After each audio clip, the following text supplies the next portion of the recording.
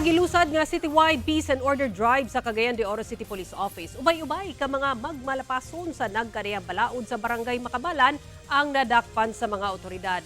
Lakip sa gipangsita ang 14 ka mga individual nga naghukas gawa sa ilang panimalay ugi pamultasab ang mga nag-inom sa kadalanan.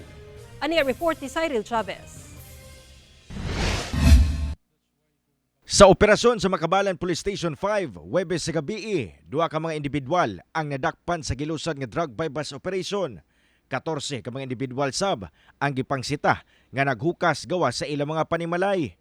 Gipang-isyuhan sab og ordinance violation receipt kon OVR sa kapulisan ang 3 ka mga individual nga naabtang nag-inom kilid sa dalan. It's a crime prevention initiative kundi atong tagaan og bulto nga pwersa ang usa ka area of responsibility para ma-prevent nato ang mga occurrence sa krimen at the same time ga-provide ta og police visibility at police presence at ato pong gi-ensure ang strong partnership sa atong barangay level nga local government. Arestado sab sa laing operasyon ang usa ka wanted person nga giingong illegal nga nagkupot og armas. Ang tumong og tinguha nato is ang kahapsay kalinaw sa atong syudad. Makawang ang paningkamot sa atong kapulisan kung walay kooperasyon sa atong katawan.